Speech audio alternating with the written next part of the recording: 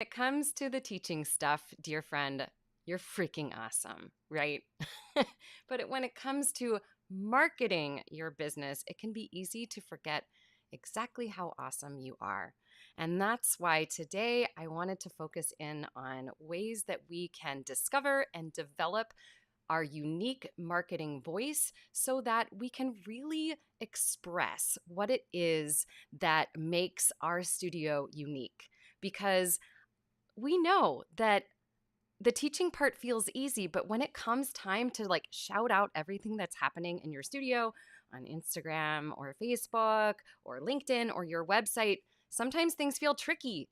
And that's why developing your marketing voice is so incredibly important. And that's what we're going to be focusing in on today.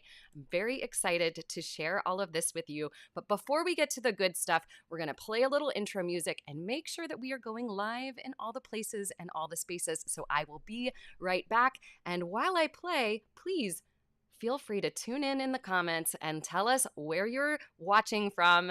And are you excited to develop your marketing voice? Let's do this.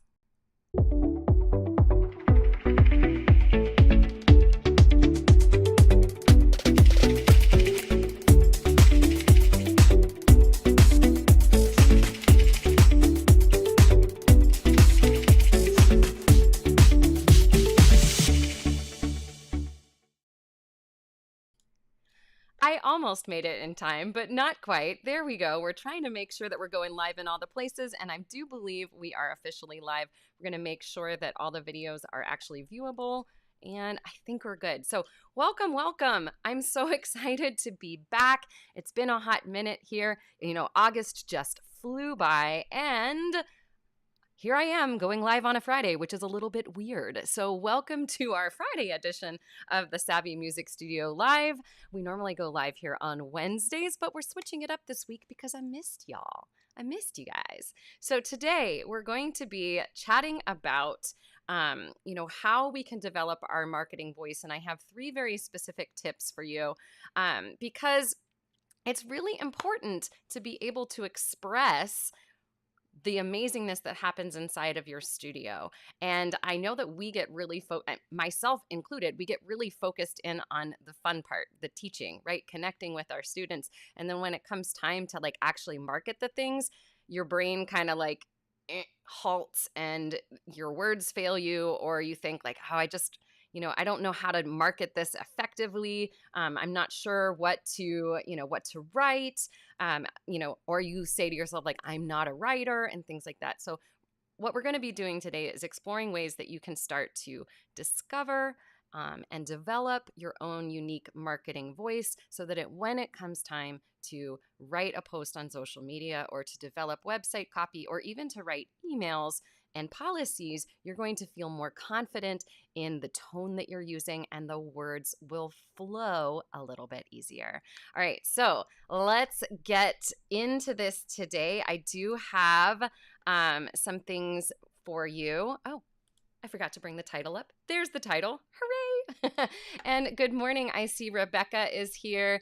Amy says that she's procrastinating today and she's excited to hear the awesome sauce. Hey, Debbie, nice to see you. Yeah, I don't normally go live on Friday. It just happened to kind of work out this way. I also just realized, I guess the comments, I never redid them from our Secco Live. So they're going to be different colors today. That's fine. I'm good with that. Hey there, Laura's tuning in from Canada. All right. Hey there, Carrie. Carrie's tuning in as well. I'm so excited to see you all. I missed you guys. All right. So let's unpack the issue. But before we do that, I do want to announce we've got some exciting things here happening at Savvy Music Studio throughout September, and the excitement starts next week. Next week, we are running an hour-long masterclass, and it's going to be focused in on how you can attract more awesome students to your studio, like the students that really make you excited to teach, and not just the students, but like the parents that you love to serve. So if you want to get a hold of that masterclass, it's going to be at our regular day and time. That is Wednesday at 12 p.m. Eastern. And if you drop the word voice down below, that's our secret word of the day. Boop. We'll put it like that. If you are on Instagram or if you are on Facebook, that is where you are going to be able to get a hold of things. If you are watching on YouTube, if you look in the chat, the live chat here, if you look in the description below this video, you will find a link where you can click to get a hold of that masterclass. I'm really excited to present this next week. I've done this masterclass in the past, but we've revamped. We've got some new information in it, and I really think that it's going to be really valuable for you. So please do come and attend that next Wednesday, September 13th. Let's get to today's topic, shall we? All right. Let's unpack this issue before we get into the nitty-gritty. I want to kind of explain why I chose this. Those of you who have been here, you know that at the very end of every one of these broadcasts, I say a very specific thing. I say, you are an amazing teacher, and there is nobody in the world quite like you, and I think that you are pretty dang awesome. You are amazing, right? You're an amazing teacher. I know this about you. And that awesomeness is a fundamental component of your unique marketing voice. So we're talking about things like your personality, your teaching philosophies and your methods, the growth that your students experience because of working with you, the laughter that you share during lessons, even the odd things that you say that, later on students repeat back to you. All of those things are really important when it comes to developing your unique marketing voice. And your marketing should feel as genuine as the connections that you're building inside of your studio, as genuine as that beautiful teaching moment that you experience with a student. And I understand that there is often a big disconnection between what we're doing in the studio and then how we actually express that to people outside of the studio. So today we're going to go through some things that will help you develop those skills. I love this. Let me bring up, yay, Shannon Coates. Shannon's going to be going live soon as well, and Shannon's amazing. I love her. She says, I love that you mentioned that a marketing voice isn't just for the socials. It's also for the emails and all of the other forms of communication in the studio, right? It really is. So if you've ever struggled with writing an email or like crafting a policy that feels effective and in your own voice, then pay attention. What was I going to say? I had a really important thought and then it just like flew right out of my brain. Maybe it'll come back and maybe it won't. That's just how it goes. Yes, see, Karen, you get it. She said, my students like my corny humor when I act silly, right? I think that if if you weren't acting like yourself, your students would go like, Karen, are you feeling okay? Now I remember the thought. Here's one of the other reasons I chose this topic. As a marketing coach, one of the things that I do, many of the things that I do are things like reading over, website copy, reading over like bios, reading over the policies and emails and communications and things like that. And one of the things that I notice is that a lot of music teachers, especially those of us who have like kind of grown up with like an academic background, or you've just kind of inherited this from the music teachers that you had when you were growing up, we have a tendency to speak with a very like professional, speak and write with a very professional tone when it comes to marketing. But that tone does not always reflect how we act as teachers. I think that this comes from like the old resume style building thing where, the first thing that you would lead with is like, I'm Sara Campbell and I hold a bachelor's degree in music from Westminster College and a master's degree, blah, blah, blah, right? That's not what's going to attract people to your studio. Those degrees are like the last thing. While they are, they took a lot of time for you, and I'm not trying to like poo-poo them, right? They're basically the last thing that an ideal client is going to be looking for. So let's unpack 3 things that you can do to start developing your tone so that it becomes easier to write in your own unique voice. The first thing looks really awkward and long on the screen, and we're going to fix that. Let's discuss, how do you find your tone? So let's break this down into a few different areas. Oh, and I just would love to know, like, because I don't want to, I want to make sure that I'm not offending anyone. Like, does anyone else feel like you kind of, once you got out of school, or even like years later, you kind of carried that academic writing with you and it made everything feel awkward? Or is it just me? It's me. So when it comes to developing your tone, we really want to keep this rooted in reality. So one of the first things that I encourage clients to do is to start with self-reflection when it comes to developing your tone. What does that look like? One of the first things that we look at is, what are the core values and beliefs inside of your studio? That will give you a lot of information around the style and tone that you want to use in your marketing, because we want the tone to mirror those core values and beliefs and missions. So if you have not done work around those things in your business, that's a very important step. I know a lot of people avoid it because it sometimes feels a little hard to pick those things, but it's very well worth it, because when you put that time in and you really get clear on what are those values in your business, then the decisions that you're making in so many other areas become a lot easier. That's one area that you can really start to develop your tone. So let's kind of explain what I mean by that. Before I do that, let's bring up these comments because they're lovely. Elizabeth says, nope, not alone in the academic writing. Yeah, a lot of us carry that with you. Leishan, okay, this is like, you hit the nail on the head here. She says, oh gosh, that academic writing made me feel smart, but totally not helpful as a business owner. Exactly. Unless you're working for other academics, and most of us are not. So let's explain what we mean by this tone, coming back to this. If your lessons, I want you to think for a second, like, how would you describe the way that you teach? How would you describe the experience of working inside of your studio? If it's like relaxed and formal, then maybe you need a more playful, kind of casual tone when you're writing. Or if, on the other hand, your studio thrives on discipline and traditional methods and serving really driven and professional students, a more formal and authoritative tone might be more appropriate. So, thinking about what are your core values? How can we match up our tone with that? And then also thinking about, what does the experience look like?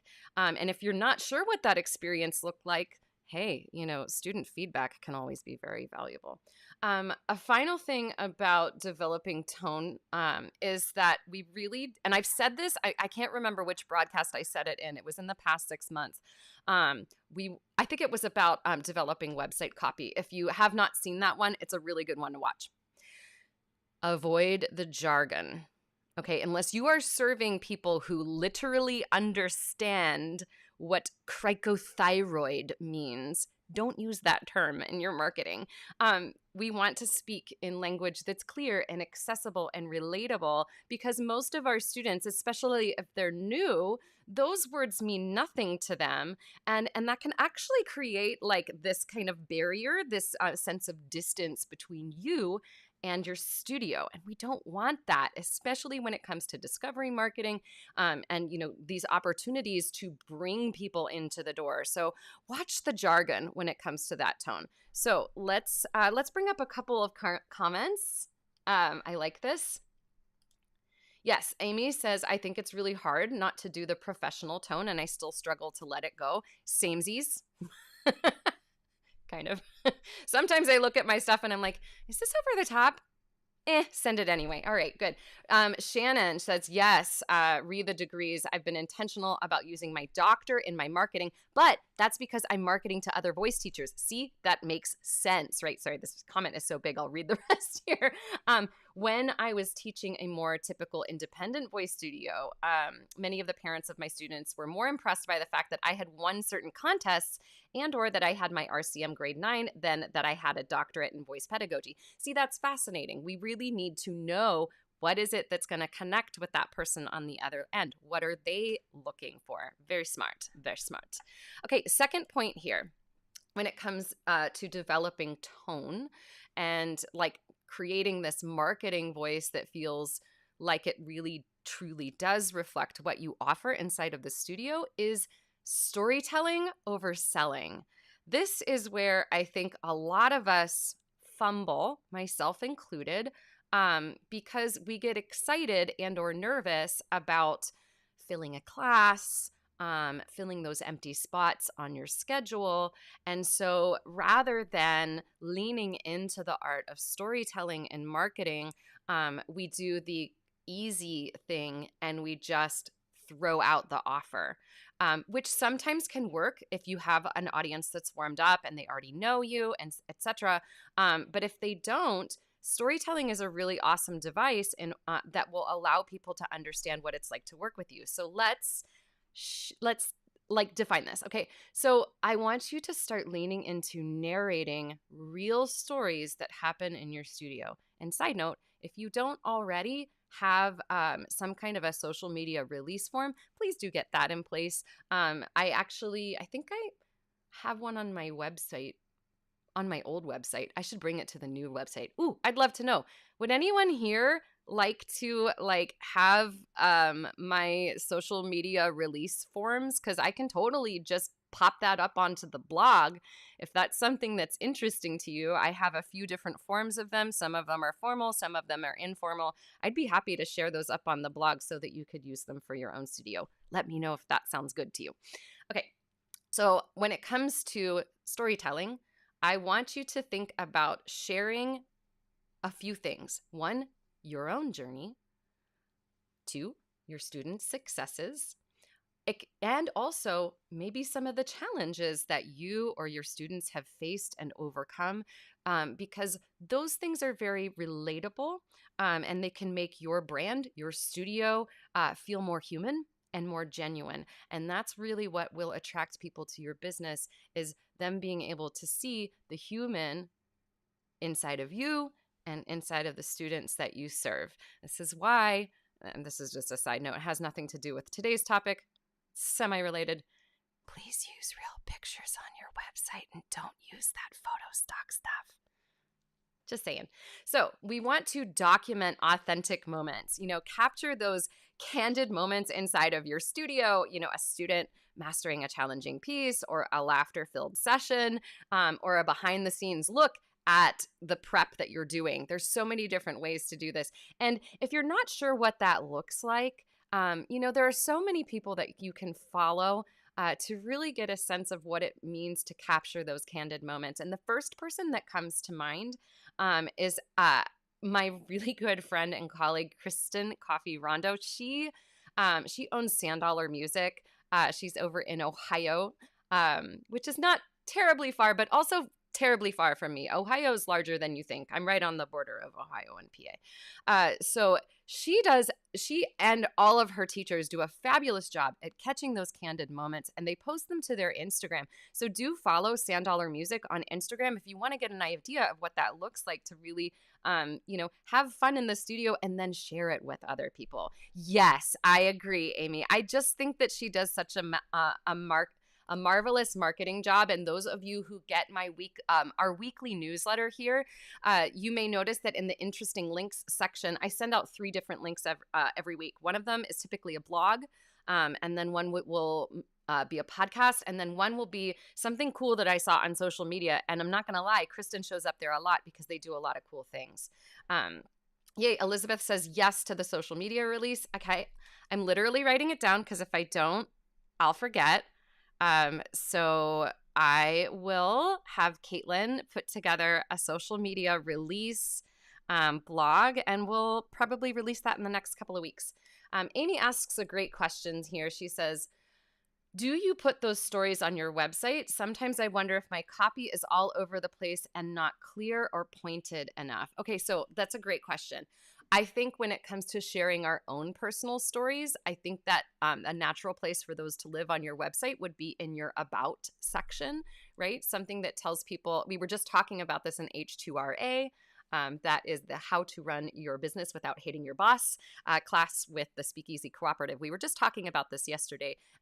Really being able to communicate what it is that brought you to teaching. That can live on your About page. When it comes to the other stories that you might share from your students, then that can be really great inside of testimonial areas. You do want to keep them a little succinct, but they can be great inside of like a testimonial reel, what do you call those, carousel that you have on your website, or if you have a whole page dedicated to testimonials, that can be a great place to express those stories as well. Thanks for asking that question.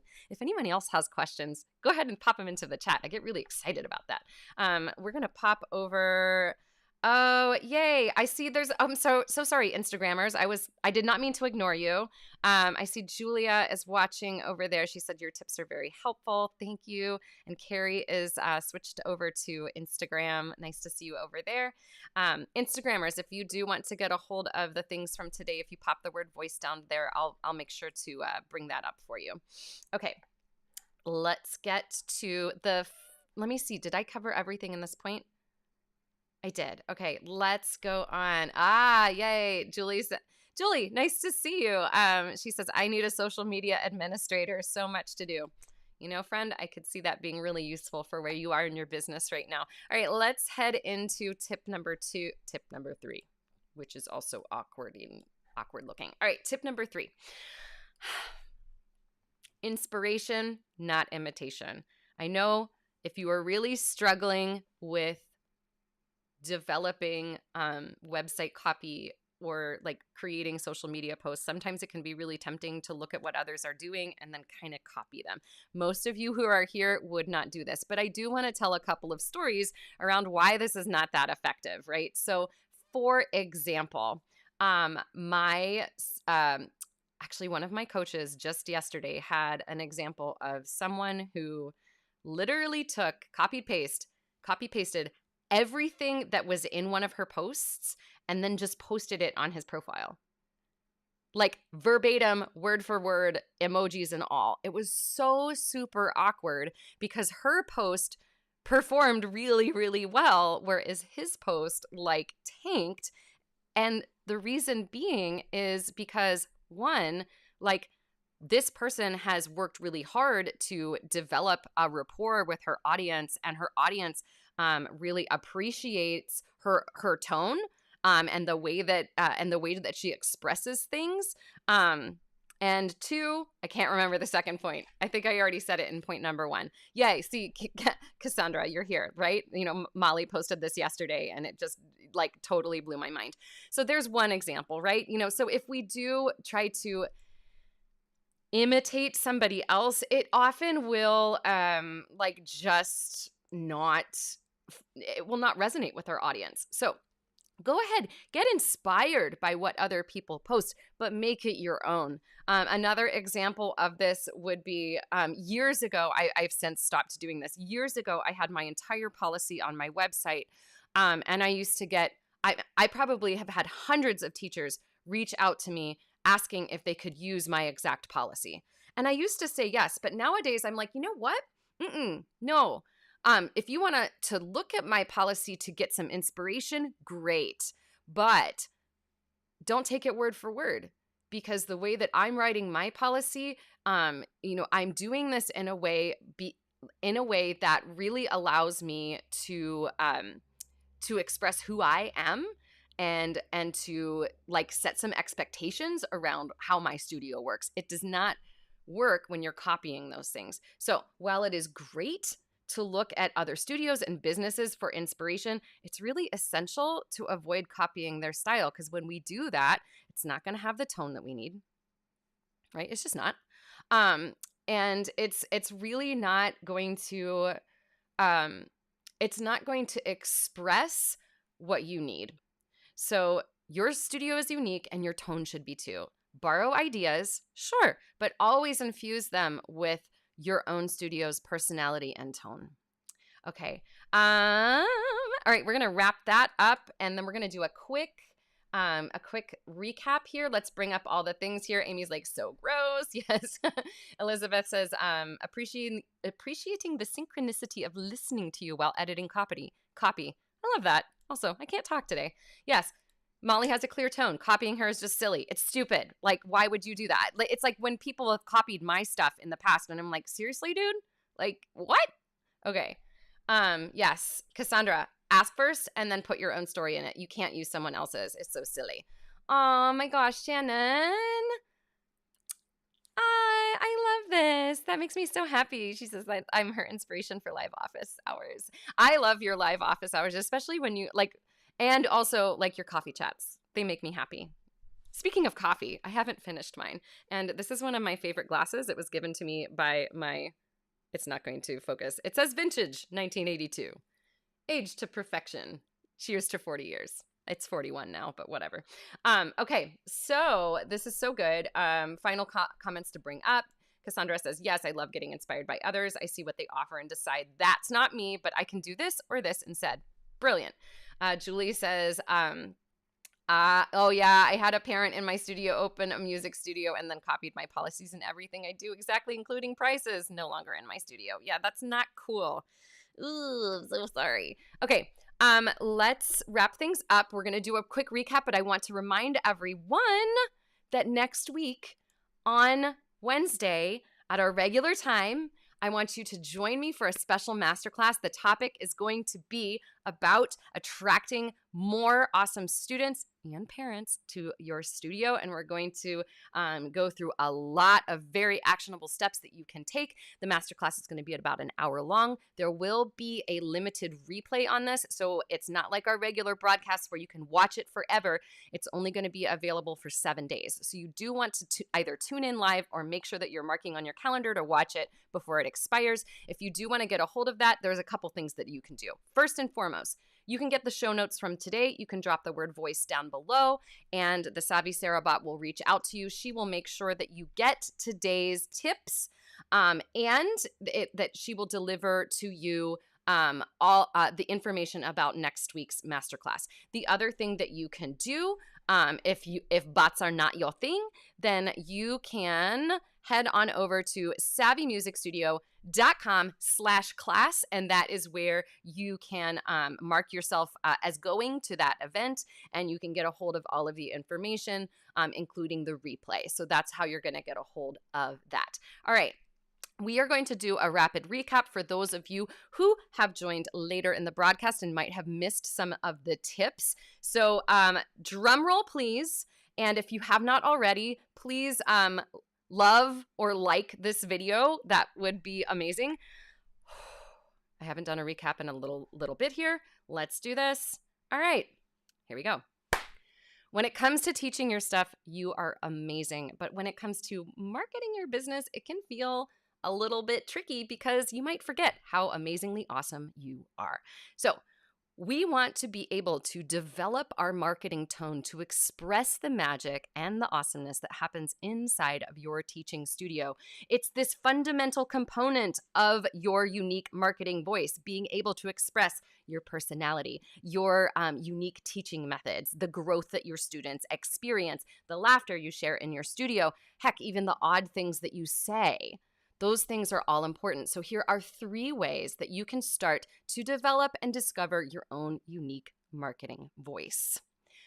First and foremost, this is really, really important. I want you to start with self-reflection. We want, when we are developing our tone, we want our tone to be rooted in the real. That means looking at things like your core values and your mission in your studio and matching up the tone that you're using, whether it's you're writing an email or website copy or social media copy. We want that tone to reflect the core values and beliefs in your studio. So if your lessons are relaxed and formal, maybe a fun and casual tone makes sense. If you are more the style of a teacher who is disciplined and uses very traditional methods and serves a very highly motivated audience, maybe a more formal and authoritative tone would make sense.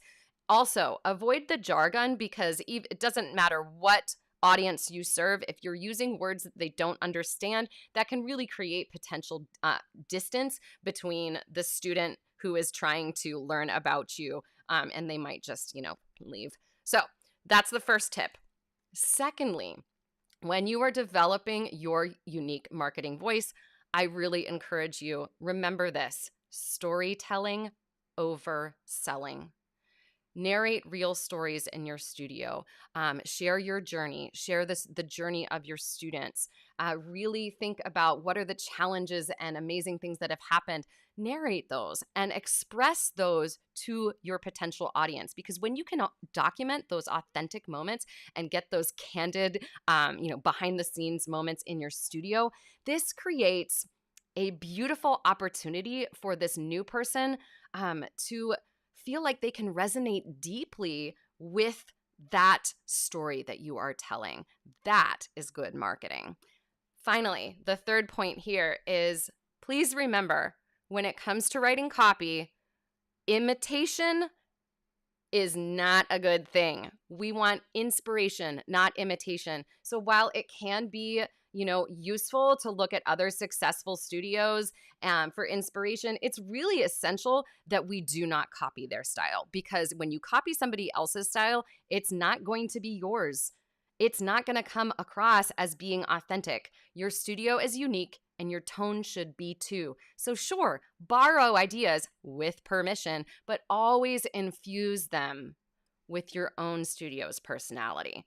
Okay, that is it for today. Thank you so much for being here. If you enjoyed today's broadcast and you want to join us at the masterclass on September 13th, head on over to savvymusicstudio.com/class. And if you would like to get more information about this topic, you can drop the word voice down below, and we will be back next week. In the meantime, y'all know what I'm going to say, right? Stay savvy and stay you, because you are an amazing teacher and there is no one in the world quite like you. And I think that you are pretty dang awesome. Thanks for being here, and we will see you next time.